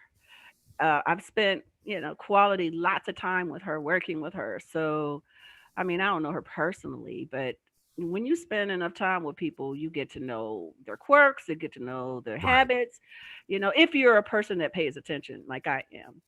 And I'll give you a prime example. Mm-hmm. Your episode, New York Undercover. Mm-hmm. I did it. I'm not gonna lie. I dug it up out the archives because I really had to get into that. And now that I know, see, we didn't know this stuff about you back then, but now that I know that your father was a Chicago cop, so now I'm looking at it from a whole nother perspective. Like, oh damn, oh, I see her father coming out. You could tell. Mm-hmm. Even though you weren't a cop, you were a bounty hunter in that one. You still could see the authoritative. That's why my father, when that came out, people, all his friends, all the people that knew him, which were a lot of people in Chicago, especially the men and women in blue, they knew about me because my father bragged about me, but they didn't respect me as an actress until that came out. Then they were like, "She is a cop, man. Your daughter got that," because they hated watching cop shows because they said, especially the women, were never believable as a cop. And they're like, "She could be a cop. She is a cop." And so they loved that. A lot of people do. A lot of people love that episode. It's so Y'all, it's yeah, little when we talking bitty about? episode.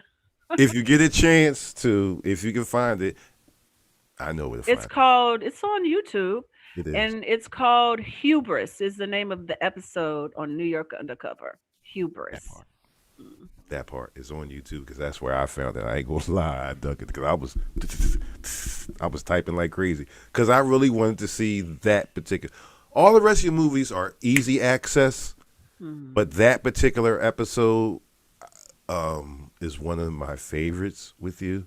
So besides that, and That's the kind of role I would want to do in a series. I That think would my three favorite from you is that episode. Well, was one false move too, but of course caught up, and of course we're going to talk about the classic. Yeah, more better. Yeah, that one, I would say of all the stuff that I did, that one was the least me, except for when I was singing. Because at the time, I didn't know how to curse. They had to teach me how to curse. Well, you did. I my friends used to make fun of me when I cursed because I was bad at it. It was just not a part of my vocabulary. Now it comes off easy as rain. I just can cuss up a storm. But when I did that movie, I did not know how, and they would laugh at me, and they had to teach me how. All Somebody had this, to teach you how to cuss. they had to teach me how to cuss. And then like all the sex scenes, that definitely was not something I was acquainted with. I was not playing myself at all. Now you know what's weird. I'm gonna tell you what also is weird by us now being friends. I used to be able to watch it and be like, "Ooh," now I watch it and be like, "Oh, I don't want to see that." Yeah, that's how I've always been. I can't watch it. I I don't can't. want to. No, she's having. No, not my Man, sister. No, I don't want to see. I was so uncomfortable. It was so not anything that I understood or knew at that point. I really didn't understand it. It was new to me. Like I said, the only parts that were like coming from my essence that I really understood was when I sang. There was scenes that he cut out of the movie that were very much me. When I worked at the record store, even though I had never done that, that was like totally my creation.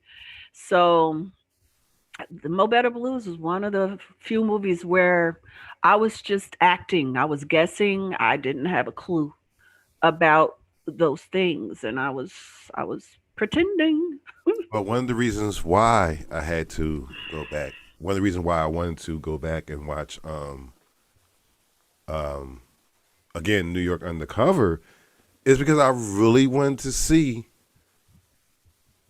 does, like you were always telling me, actors and actresses, they take their personal experiences and use that as a fuel to whatever character they're playing.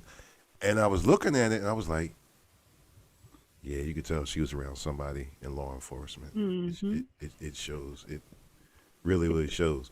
Mm-hmm. But prior to that, I wasn't paying that no attention because, I didn't know you. I'm just looking like But that. I will say this though, I have been blessed with my training, and I have been blessed with being intuitive and watching people.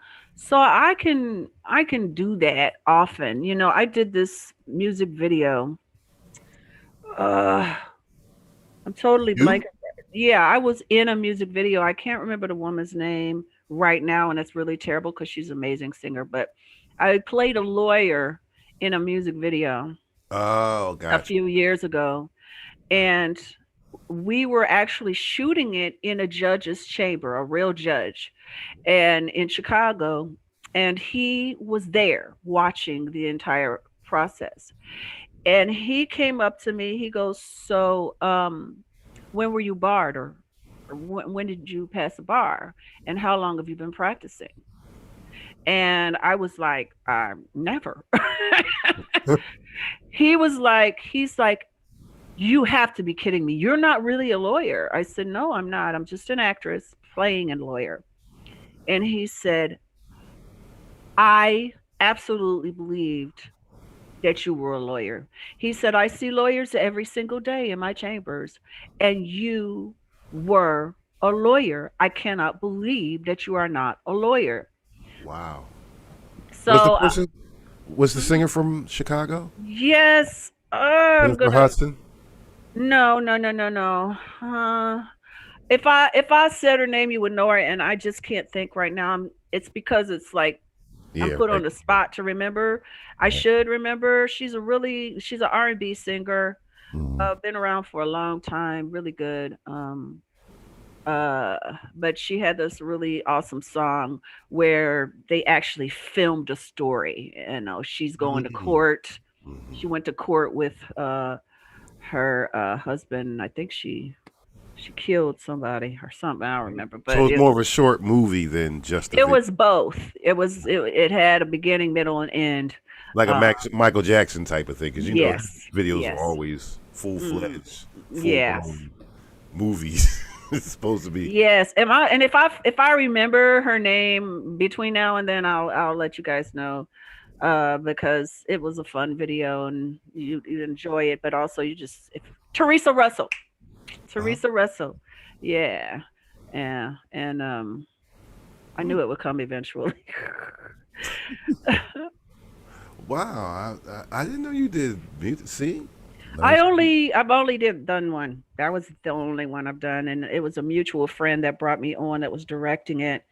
And unfortunately, he has passed away. One of my other friends that has passed away, and COVID. so yeah, he Oh, was. speaking of COVID, Mhm. let's get back to a little Not bit. from COVID, by the way. He did not die from Oh COVID, but anyway, no. Oh, okay. I'm sorry. Well, that's all yeah, right. I wanna. Um. Okay, I want to say this. Um. How can I put this? Just spit it out. The vaccine. Mm. Mm. There's a third version coming out now, Mm-hmm. and I don't want to be on some where as though we have this platform and I'm going against the grain by or spewing, um, I guess conspiracy theories or whatever. Right. So um, I'm not trying to go that route, but I gotta be honest with you, Seabreeze. Mm. The math ain't adding up Mm-hmm. because prior to the election, there's no way he's lying. There is no way we can get something out by at least next summer. But then as soon as he lost, 2 weeks later, y'all gotta wait a minute. How did that happen? Mm. And now y'all Wow. got three of them. Well, from what I understand, and I really cannot, I am not a doctor, and I have not spent enough time around them to know how to speak their language. But these vaccines are not made the way they normally do vaccines. There was a totally, completely different process to come up with them. And all these scientific minds and medical minds came together and worked together like they never had before. And that is supposedly how they came up with these answers so quickly. And I've read, I've watched, or whatever, but I can feel your hesitation in it. And my family, we go back and forth about this. We have those that are pro-vaccine, we have those that are questioning the vaccine. We have all kind of thoughts about it. And my whole thing is what I always say: do your own research and do what you feel I'm not is right. I'm not pro or con on it. I'm just a little bit skeptical. Like, Right. I don't know. I just, like, one of my cousins made a good point. He was like, do your research, really have your due diligence, make sure your body is ready for something like that. You know what I mean? Before you go running off doing it, make sure that you don't have allergies that are going to get you messed up or whatever, whatever, whatever. Because he's had some personal experience with someone that got the vaccine that is not doing well. But that was just one person, right? There's just a fingerful or a handful of folks that have responded negatively that we know of. But my brother made the point that yes, but how 2 million people have died from COVID. so So let me the let me put you on the alternative, spot. Let me put you on the spot. mm, Would you take it? not now. No. Damn, that was fast. No, not now, Too not soon. yet. Too soon. I want some kinks to be worked out. Exactly. I want them to know. I want to have enough people that have had it, and I'm sorry for using y'all like that. But I Hey, want it's real. I want to see how Barack Obama and his wife do. I want to see how Biden does and Kamala does. I want to see if y'all stay healthy. And then we got the whole question is, are they getting the same thing we getting? I mean, there's so many. We just don't trust our leaders anymore. We don't trust them. They have done us wrong for so long. We don't trust them. So, eventually I'm going to have to make a decision, but I ain't making it today. I mean, I am making a decision. I ain't running off and getting nothing yet. That's my decision. I'm not taking shit that's named warp speed. That's the first problem. That point, nah, I'm good, guys. Like, nah. And I'm not saying that you shouldn't. I have family that have already gotten the vaccine and they are fine. I do. I have some medical folks, they have to get the vaccine. Right. They don't have a choice, or people that work in a nursing home. They don't have a choice. You, depending on your job, you're supposed to get it. Or they can say you don't have to get it, but you're going to be fired. That's what they say.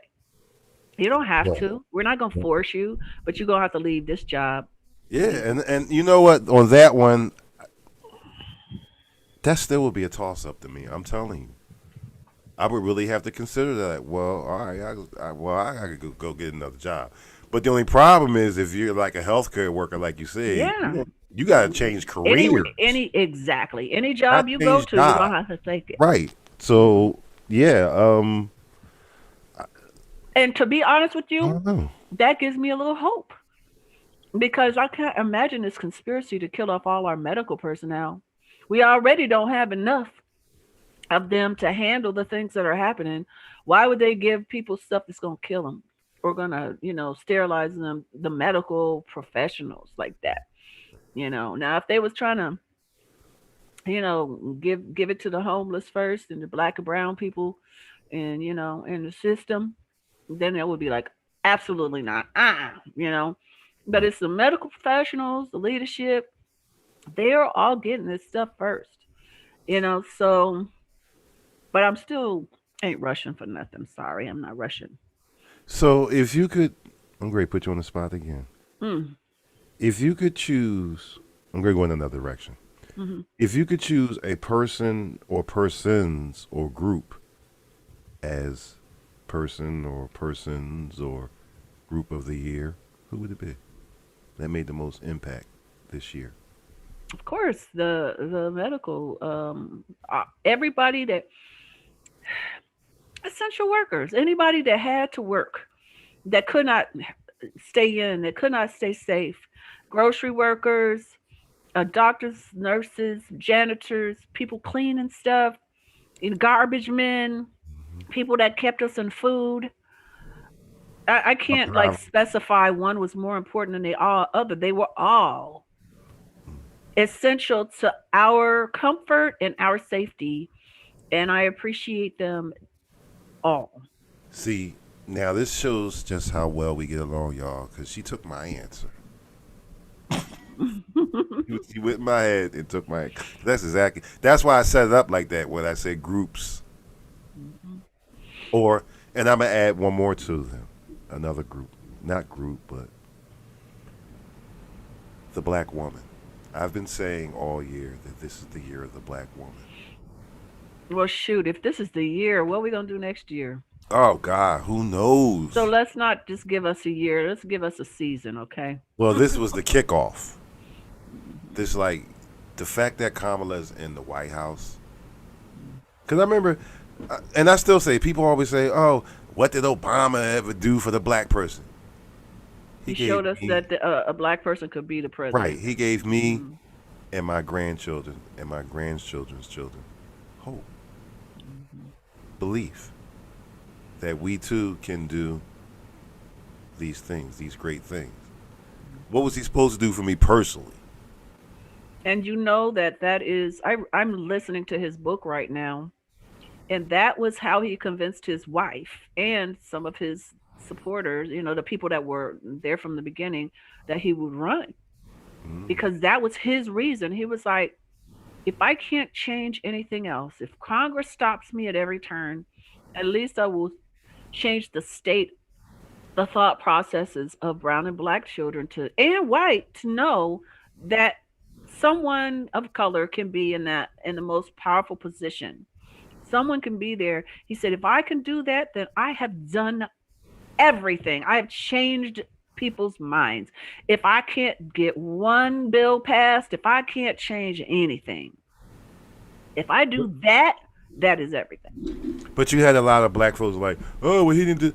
Y'all act like he was supposed to put on a cape and be super Negro and just change everything from.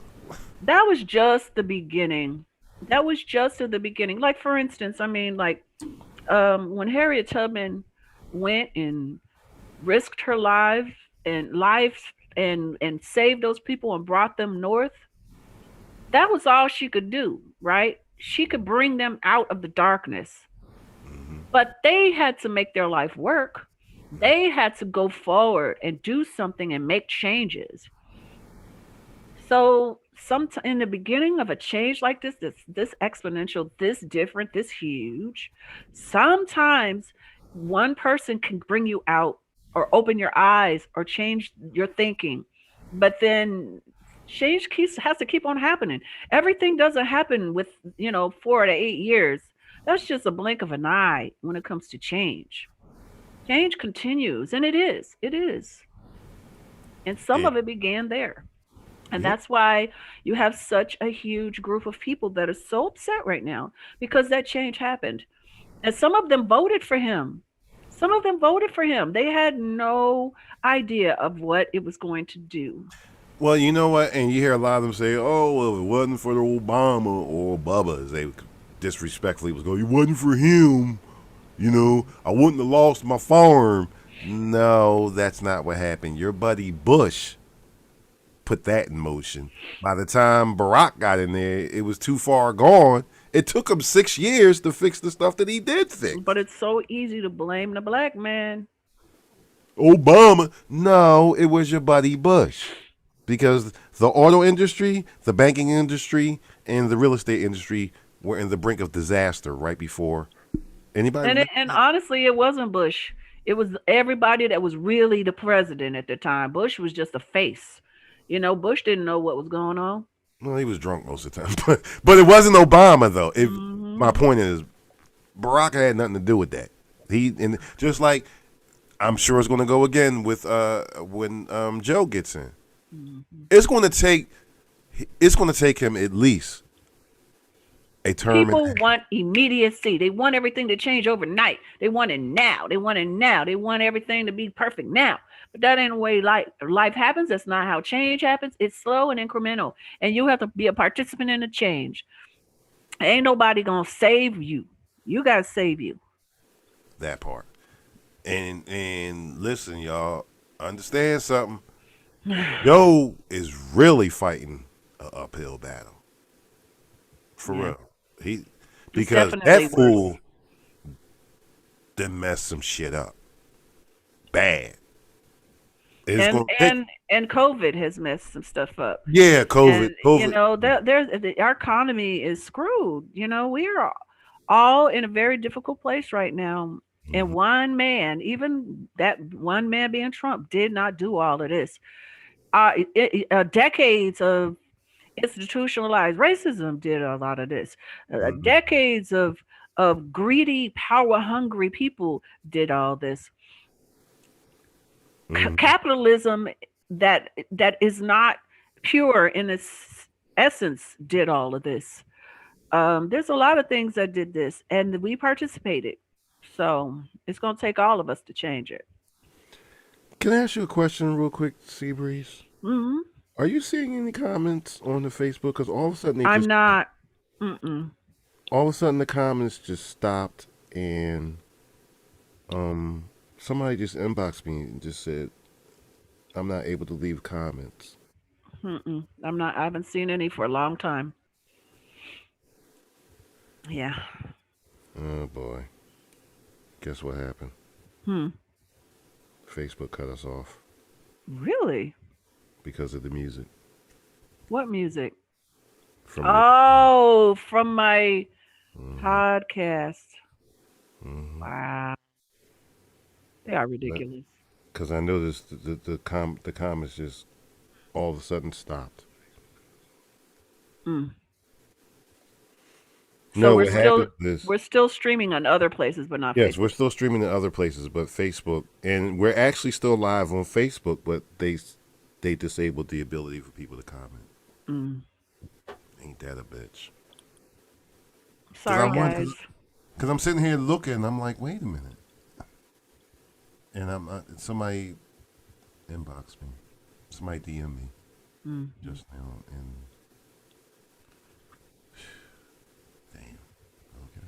I ain't even, you know what? I have said this before and I'm going to say it again. If you ever, I think I'm going to start up a new email.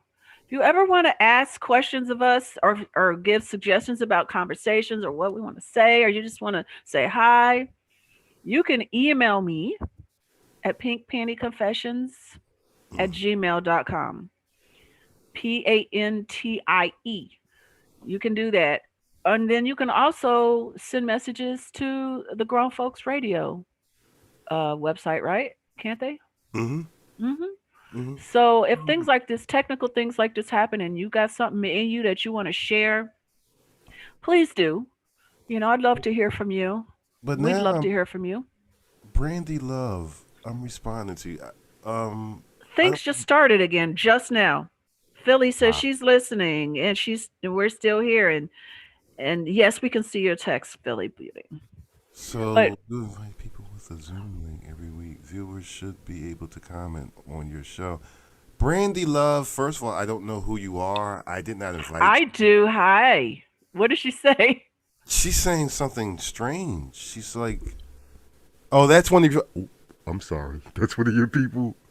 Well, I don't know her personally, but I've definitely done some stuff with her. She's great. She's saying, so you invite people with a Zoom link every week. Viewers should be able to comment. She's saying, give people a link. Yeah, I understand what she's saying. She's saying do it a different way so that people can come on and talk on your Zoom. And we don't do that because we're doing radio. It's too big. It's too many streaming things to actually invite. We'd be overrun with people coming in. I understand what she's saying. Would not let you comment. What are your settings? See, people can leave messages on the chat, I think is what she's talking about. They can leave messages on chat and you could maintain it and so that everybody doesn't have to be seen or heard, but they can leave messages on the chat through Zoom if you put out the link. So you invite people with a Zoom link every week? No, I'm confused. Okay. Yeah, but thank you. No, I know what you mean. Thank you. We we're gonna figure all this out. And next year we're gonna be taking phone calls too. That's Yeah. definitely going to change it up, and so that people can call in. Although we will be very strict about how long you can comment or have a question. Well, you got 60 seconds. The Yeah, but story. just because, in order to keep a flow, we can't get caught up on, certain, phone calls. So we'll be strict about that. Even if we want to talk to you for 10, 15 minutes, unless you're a guest, I probably won't do that. So this will be something that will open up next year. I'm so excited, and we'll do this on the Melanated Morning Show. I think you even tried it already. We'll do this on the PPC Radio Show and That was other a dud. shows. Yeah, it didn't work the first time, but we just got to work out the kinks. But we're actually to the end of our show. It's noon. Yes, we are. We're straight up and down. So real quick, look at this. Here comes the boss lady. She comes at the last minute. She comes straggling in. The boss lady comes straggling in at the last minute. Hey, Hi, Shelly. Thank you for joining us just to say hello. I appreciate you, honey. I hope your Christmas was beautiful. she comes straggling in at the last minute. So listen, real quick. Yes, it's straight up and down. So we're going to get out of here. Tune in Wednesday. We're going to do a year-end review, and hopefully the whole family will be here to, discuss our year. Our year and our hopes for the year and years to come. Yes. Right. It's So going to be listen, hopeful. real quick program note: there is not going to be a live show with PHILLIE and myself on Tuesdays anymore because we have created the Tuesday night spotlight. Nice. It's Tuesday nights, and that's tomorrow, kicking off with the legendary rapper Sweet Tea. We will be interviewed by myself and PHILLIE BEAUTEE, and Perry P is coming back tomorrow. Awesome. That's going to be cool. And And don't forget PPC podcast this Friday. This Friday. On the new year, January 1. I have a very special guest that's coming on the PPC podcast, and why? Don't tell him who it is. Not yet. What, Just got Wednesday? some random black guy coming on. Okay, y'all know who that is. I want y'all to listen because we'll get a little bit different version of this guy to my left. The random black guy. I don't even know where I got that. I have this very special guest. He's a nerd, but he's cool. He's smart. He's very talented, and he's gonna talk to us from that point of view. Some of y'all didn't listen last week. Y'all better go back and check out my Christmas show. It was good.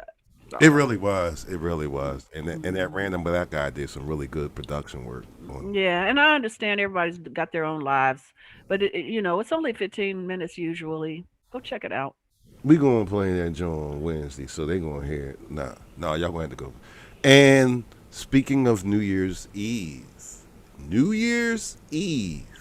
Thursday, right? Yes, 10 until 1.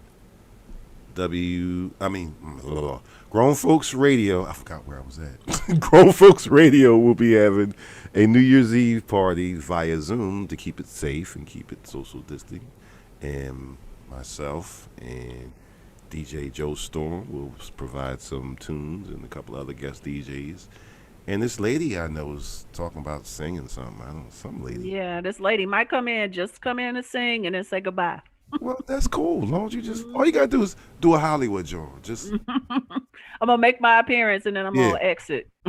Exit stage left. Just do a Hollywood joint. You know what I mean? Just and you're going about your business. You and we wish you and William Lee and Sophie a very happy New Year's. Yeah, but we'll say all that. We got more time. We'll see you. You got more time. Yeah, right. Please come back Wednesday or Tuesday. Well, Tuesday night, tomorrow day. Wednesday morning. Come on Tuesday back. night, 8 p.m. tomorrow, and of course our usual Wednesday at 10 a.m. That's it. Melanie. All right, peace out. It's a wrap. Damn, she beat me to it. She knew I was going there. All right, good day, folks. We will see you guys tomorrow.